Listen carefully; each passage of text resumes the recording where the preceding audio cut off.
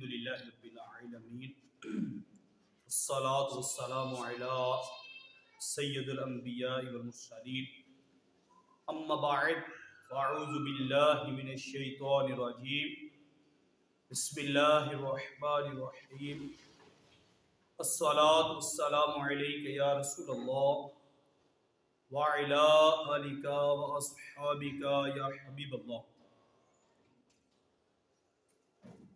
فرمان آخری نبی رسول ہاشمی صلی اللہ علیہ وسلم، مجھ پر درود پڑھنے والے کا درود مجھ تک پہنچتا ہے اور میں اس کے لیے دعا کرتا ہوں۔ اس کے علاوہ درود پڑھنے والے کے لیے 10 نیکیاں بھی لکھی جاتی ہیں۔ درود پاک پڑھنے کے بہت سارے فضائل ہیں، مگر اس فضیلت کی بات ہی نرالی ہے۔ جو بندہ درود شریف پڑھتا ہے، رسول رحمت شفیع امت صلی اللہ علیہ وسلم اس کے لیے دعا فرماتے ہیں۔ سبحان اللہ! جانتے ہیں اس دعا کی برکت کیا ہے؟ دعائے مصطفیٰ کی برکت سے نصیب چمک جاتے ہیں، آفتیں بلائیں ٹلتی ہیں، مشکلات حل ہو جاتی ہیں، بگڑی بنتی ہے، دنیا آخرت سنور جاتی ہے۔ ہاں، دعائے مصطفیٰ ہی تو ہے جس کی برکت سے چاند 2 ٹکڑے ہو جاتا ہے، سبحان اللہ، ڈوبا سورج پلٹ آتا ہے، اس کی برکت سے مردے زندہ ہو جاتے ہیں، سبحان اللہ، دلوں کے اندھے ہدایت پا جاتے ہیں۔ اور سبحان اللہ، دعائے مصطفیٰ کی کیا شان ہے۔ رب کریم فرماتا ہے وَصَلِّ عَلَيْهِمْ إِنَّ صَلَاتَكَ سَكَنٌ لَّهُمْ، اور ان کے حق میں دعائے خیر کرو، بے شک تمہاری دعا ان کے دلوں کا چین ہے۔ کس کس کو دل کا سکون چاہیے؟ کون کون اپنی بگڑی بنانا چاہتا ہے؟ کون کون دنیا آخرت کی بلائیوں کا طلبگار ہے؟ یقیناً ہم سب ہیں۔ اس کے لیے کیا کرنا ہے؟ بہت آسان کام، درود پاک پڑھا کیجیے۔ ہم دنیا کے کسی بھی کونے میں بیٹھ کر درود پاک پڑھیں، ہمارا درود پاک بارگاہ رسالت میں پہنچتا ہے۔ اور حضور اکرم صلی اللہ علیہ وسلم نے فرمایا صلیت علیہ، جو مجھ پر درود پڑھتا ہے میں اس کے لیے دعا کرتا ہوں۔ انما ولیکم اللہ ورسولہ والذین آمنوا الذین یقیمون الصلاۃ ویؤتون الزکاۃ وہم راکعون ومن یتول اللہ ورسولہ والذین آمنوا فإن حزب اللہ هم الغالبون۔ صدق اللہ العظیم وصدق رسولہ النبی الکریم صلی اللہ علیہ وسلم۔ ہم نے پارہ 6 سورہ مائدہ کی آیت نمبر 55 اور 56 سننے کی سعادت حاصل کی۔ یہ دونوں بہت ہی ایمان افروز آیات ہیں۔ ان آیات میں ہم ایمان والوں کو کچھ اہم اور بنیادی تعلیمات دی گئی ہیں، اور ساتھ ہی وہ لوگ جو اپنے دل میں طرح طرح کے وسوسے پالے رکھتے ہیں، ان آیات میں وسوسوں کی بھی اچھی طرح کاٹ ہے۔ آئیے آیت کریمہ کی قدر وضاحت سنتے ہیں۔ اللہ پاک فرماتا ہے، یہ کلمہ خضر ہے، یعنی اس کا معنی ہوتا ہے صرف، کیا صرف فرمایا، ولیکم تمہارے دوست۔ لفظ ولی کے کئی معنی ہیں، مگر علماء کرام علیہم الرضوان فرماتے ہیں اس آیت میں لفظ ولی کے 2 معنی مراد لیے جا سکتے ہیں۔ نمبر 1 مددگار، نمبر 2 محبوب پیارا دوست۔ اس لحاظ سے آیت کریمہ کا معنی بنے گا تمہارے محبوب، تمہارے دوست، تمہارا دوسرا معنی ہوگا تمہارے مددگار۔ صرف و صرف یہی ہستیاں ہیں۔ وہ کون ہیں؟ فرمایا اللہ ورسولہ والذین آمنوا الذین युक़ीमून अस्सलात व यु'तून ज़कात व हुम राकिऊन। सिर्फ अल्लाह और उसका रसूल और ईमान वाले हैं जो नमाज कायम करते हैं और ज़कात देते हैं और अल्लाह के हुजूर झुके हुए हैं। ये तीन हस्तियों का जिक्र है। अल्लाह पाक, नंबर 2 अल्लाह पाक के प्यारे रसूल, नंबर 3 नमाज कायम करने वाले, ज़कात देने वाले, रुकू करने वाले, नेक सीरत, कामल मुसलमान, यानी अल्लाह पाक भी तुम्हारा मददगार है, रसूलुल्लाह सल्लल्लाहु अलैहि वसल्लम भी तुम्हारे मददगार हैं और अल्लाह पाक की अता से, इसकी तौफीक से, इसकी दी हुई ताकत से नेक सीरत कामल मुसलमान भी तुम्हारे मददगार हैं और सिर्फ यही मददगार हैं। इनके अलावा किसी काफर, गैर मुस्लिम, मुशरिक, अल्लाह पाक के नाफरमान को अपना दोस्त, प्यारा और मददगार हरगिज मत बनाओ।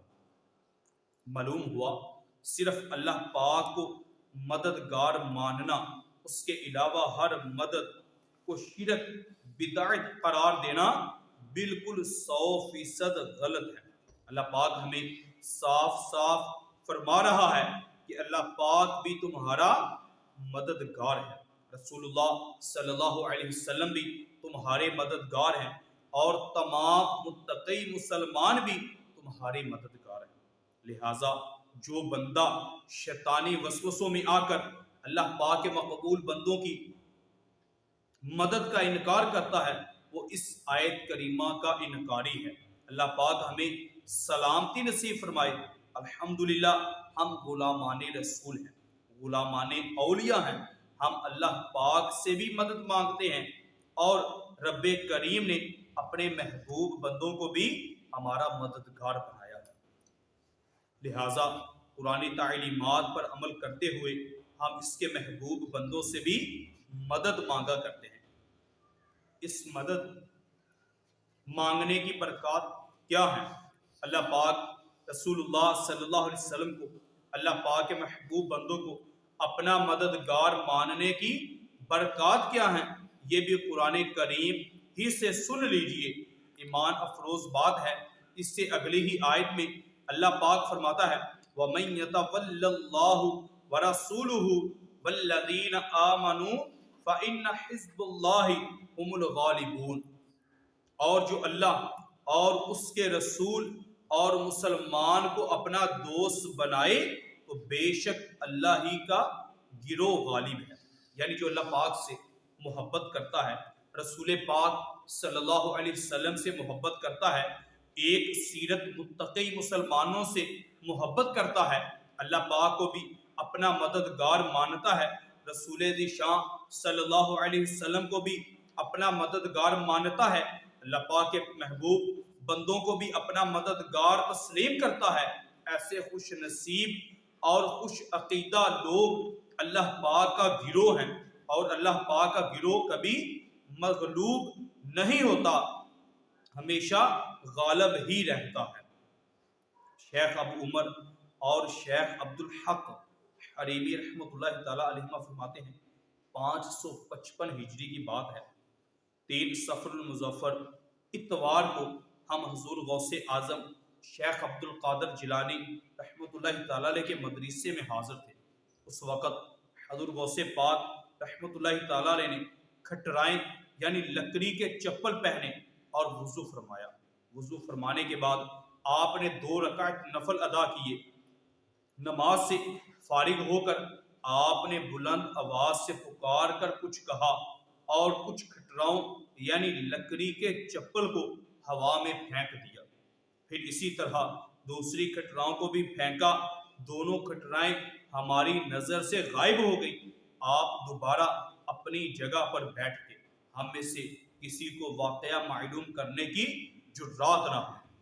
23 दिन गुजरने के बाद गौसे पाक रहमतुल्लाहि तआला अलैह के मदरसे में एक काफिला आया। काफिले वालों ने कहा, हमने गौसे पाक रहमतुल्लाहि तआला अलैह की खिदमत में नजराना पेश करना है। हमने गौसे पाक रहमतुल्लाहि तआला अलैह से इजाज़त तलब की। फरमाया, काफिले वालों को अंदर आने दो और जो कुछ वो दें ले लो।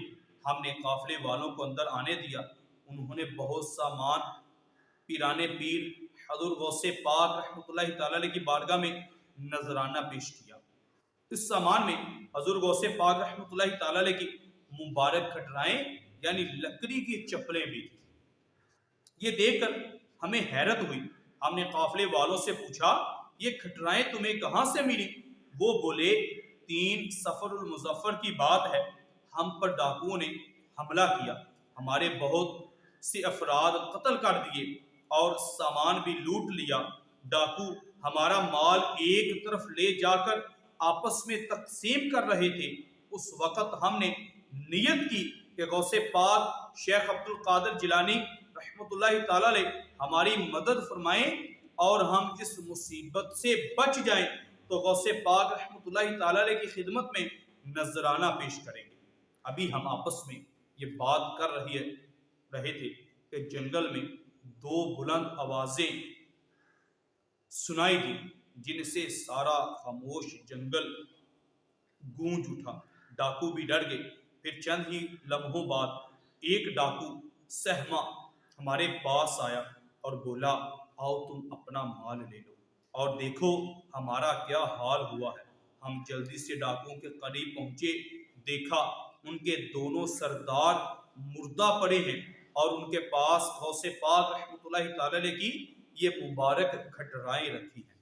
بس ہم نے کھٹرائیں اٹھائیں، اپنا مال لیا اور غوث پاک رحمۃ اللہ تعالی علیہ کی خدمت میں نذرانہ پیش کرنے حاضر ہوئے۔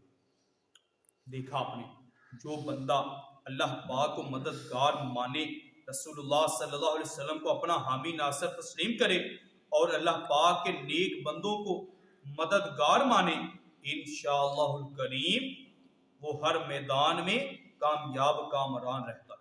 اللہ پاک اور اس کی عطا سے اس کے پیارے رسول صلی اللہ علیہ وسلم اور اولیاء کرام کی اس مدد فرماتے ہیں اور ہر مشکل سے نجات دلاتے ہیں۔ بعض لوگوں کے دلوں میں وسوسہ آتا ہے کہ جو اولیاء کرام رحمت اللہ تعالی علیہم نیک لوگ زندہ ہیں ان سے تو مدد مانگ لی جائے، مگر جو وفات پا گئے آخر ان سے مدد کیسے مانگ سکتے ہیں؟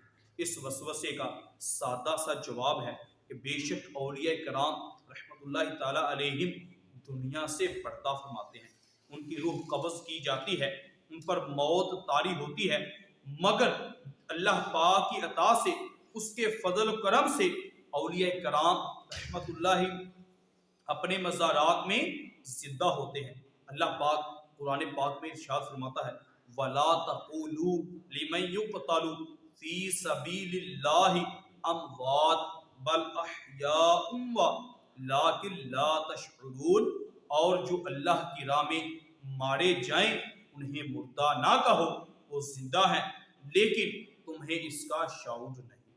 اس آیت کریمہ میں صاف صاف فرما دیا گیا کہ جو اللہ پاک کے راستے میں شہید ہو جائیں انہیں مردہ نہ کہو، وہ زندہ ہیں، تم ان کی زندگی کا شعور نہیں رکھتے۔ اب یہ آیت کریمہ واضح طور پر شہید کی زندگی کو ثابت کر رہی ہے، مگر سوال ہے شہید کون ہے؟ وہ جو غیر مسلموں سے جنگ کرتے ہوئے شہادت پا جائیں؟ نہیں، صرف وہ نہیں بلکہ شہید اور بھی بہت سارے ہیں۔ امام احمد بن حنبل میں ایک حدیث پاک ہے، تاجدار کائنات مکی مدنی سردار صلی اللہ علیہ وسلم نے فرمایا میری امت کے زیادہ تر شہید وہ ہیں جنہیں بستر پر موت آتی ہے، ورنہ کتنے دوران جنگ مرنے والے ایسے ہیں کہ ان کی نیت بس اللہ پاک ہی بہتر جانتا ہے۔ معلوم ہوا شہید صرف وہ نہیں جو جنگ میں شہادت پا جائے، بلکہ امت کے زیادہ تر شہداء وہ ہیں جنہیں فی سبیل اللہ یعنی نیکیاں کرتے ہوئے اللہ رسول کی اطاعت میں بستر پر موت آتی ہے۔ آپ خود غور فرمائیے، حدیث پاک میں اپنے نفس کے ساتھ جہاد کرنے یعنی نفس کو سدھارنے کو جہاد اکبر قرار دیا گیا ہے، تو جہاد اصغر کرے یعنی غیر مسلموں کے ساتھ جنگ کرے، شہید ہو جائے تو وہ زندہ ہے۔ رب فرماتا ہے اسے ہرگز مردہ مت کہو، تو جو جہاد اکبر کرنے والے ہیں وہ پھر زندہ کیوں نہیں؟ یقیناً اولیاء کرام رحمۃ اللہ تعالی علیہ اپنے مزارات میں زندہ ہیں، اور اللہ پاک کی عطا سے، اس کی توفیق سے، اس کے فضل و کرم سے ہم غلاموں کی بھی مدد فرماتے ہیں۔ میاں شیر محمد شرک پوری رحمۃ اللہ تعالی علیہ ایک ولی کامل گزرے ہیں۔ ایک دن ایک شخص آپ سے ملاقات کے لیے حاضر ہوا۔ یہ آنے والے اولیاء کرام رحمۃ اللہ تعالی علیہ کے متعلق وسوسوں کا شکار تھا۔ جب یہ آپ کی خدمت میں حاضر ہوا تو آپ کا تقوی، پرہیزگاری، سنتوں پر عمل دیکھ کر بہت متاثر ہوا۔ پھر اس کی نظر اچانک دیوار پر پڑی۔ وہاں لکھا تھا، یا شیخ عبد القادر جیلانی، اے شیخ عبد القادر جیلانی رحمۃ اللہ تعالی علیہ، اللہ پاک کے واسطے مجھے کچھ عطا کیجیے۔ یہ دیکھ کر وہ اس سے ہو گیا۔ اس نے ناراضگی کے انداز میں اپنے وسوسوں کا اظہار کرنا شروع کر دیا۔ میاں محمد شرک پوری رحمۃ اللہ تعالی علیہ ولی کامل تھے، اور اولیاء کرام رحمۃ اللہ تعالی علیہ صاحب قال نہیں بلکہ صاحب حال ہوتے ہیں، یعنی یہ کہہ کر کم سمجھاتے ہیں، زیادہ تر کر کے دکھایا کرتے ہیں۔ آپ نے اس کے فیصلے لہجے پر صبر تحمل کیا۔ پھر جب وہ شخص جانے لگا تو آپ بھی دروازے تک اس کے ساتھ گئے۔ جب دروازے کے قریب پہنچے تو آپ نے بلند آواز سے کہا، اے شیخ عبد القادر جیلانی، اللہ پاک کے واسطے کچھ عطا کیجیے۔ بس اتنا کہنا تھا کہ ایک بہت حسین، خوبصورت اور صاحب جلال بزرگ ظاہر ہوئے۔ ان کا جلال اور روب دبدبا دیکھ کر وہ بد مذہب کانپ گیا، ان کے حسن کی تاب نہ لا سکا۔ میاں شیر محمد شرک پوری رحمۃ اللہ تعالی علیہ نے فرمایا، مولوی جی، یہاں تو شیخ عبد القادر جیلانی رحمۃ اللہ تعالی علیہ ہیں، جنہیں ہم مدد کے لیے پکارتے ہیں۔ یہ مردہ نہیں بلکہ اللہ پاک کی عطا سے زندہ ہے، اسی لیے ہم انہیں پکارا کرتے ہیں۔ یہ سارا منظر دیکھ کر اس شخص کے وسوسے دم توڑ گئے، اور وہ توبہ کر کے خوش عقیدہ عاشق رسول اور عاشق اولیاء بن گیا۔ ہم نے قرآن کریم کی آیت سنی جس میں بتایا گیا کہ اللہ پاک بھی مددگار ہے، اس کے محبوب بندے بھی مددگار ہیں۔ اس موقع پر بعض لوگ یہ سوال کرتے ہیں کہ چلو مان لیا اولیاء کرام مددگار ہیں، مگر جب اللہ پاک خود ہماری سنتا بھی ہے، ہماری مدد بھی فرماتا ہے، پھر ہم بندوں سے مدد کیوں مانگتے ہیں؟ صرف اللہ پاک ہی سے مدد مانگا کریں۔ بڑا اہم سوال ہے۔ بہت سارے خوش عقیدہ لوگ بھی اس شیطانی وسوسے کا شکار ہو جاتے ہیں۔ اس کا جواب کیا ہے؟ آئیے ایک حدیث پاک سنتے ہیں۔ حدیث حسن ہے، یعنی سنت کے اعتبار سے اس حدیث میں کلام نہیں۔ بہت سارے محدثین نے اس حدیث کو ذکر کیا، اور بڑے بڑے علماء محدثین نے خود اس حدیث پاک کا تجزیہ بھی کیا ہے۔ کیا حدیث شریف ہے؟ سنیے۔ بدری صحابی حضرت عتبہ بن عروہ رضی اللہ تعالیٰ عنہ فرماتے ہیں، اللہ پاک کے محبوب نبی رسول ہاشمی صلی اللہ علیہ وسلم نے فرمایا، جب تم میں سے کسی کی کوئی چیز گم ہو اور وہ بھی سنسان جگہ پر جہاں کوئی مددگار نہ ہو، ایسی حالت میں اگر وہ مدد چاہے تو یوں کہے، اے اللہ کے بندو میری مدد کرو، اے اللہ کے بندو میری مدد کرو۔ اب دیکھیے یہ تعلیم کون دے رہا ہے؟ ہمارے آقا، ہمارے آقا ہادی، ہمارے رہنما صلی اللہ علیہ وسلم دنیا کی وہ ہستی ہیں، وہ ہستی جو سب سے بڑے توحید پرست ہیں، وہ آقا صلی اللہ علیہ وسلم جو سب سے بڑھ کر اللہ پاک کی معرفت رکھنے والے ہیں، وہ آقا صلی اللہ علیہ وسلم جو سب سے زیادہ توحید کا چرچا کرنے والے ہیں، وہ ہادی، وہ رہنما صلی اللہ علیہ وسلم ہمیں تعلیم دے رہے ہیں کہ اگر تم ایسی جگہ ہو جہاں بظاہر کوئی مددگار نظر نہیں آ رہا، ایسی جگہ اگر مدد چاہتے ہو تو کسی کو پکارو، اللہ کے بندوں کو۔ غور فرمائیے، کیا محبوب ذیشان صلی اللہ علیہ وسلم معاذ اللہ نہیں جانتے کہ اللہ پاک مددگار ہے، تو اسی سے مدد مانگی جائے؟ انہوں نے ہی تو ہمیں اللہ پاک سے مانگنا سکھایا ہے، یعنی جن محبوب صلی اللہ علیہ وسلم نے ہمیں اللہ پاک سے مانگنا سکھایا ہے، وہی محبوب صلی اللہ علیہ وسلم ہمیں ترغیب دلا رہے ہیں کہ اللہ پاک کے بندوں سے مانگا کرو، اور بندے بھی وہ ظاہر نہیں نظر آ رہے، آنکھوں سے غائب ہیں، لہٰذا جن کی تعلیم پر اللہ پاک سے مانگتے ہو انہی کی ترغیب پر ہم اولیاء کرام رحمت اللہ تعالی علیہ سے بھی مدد مانگا کرتے ہیں۔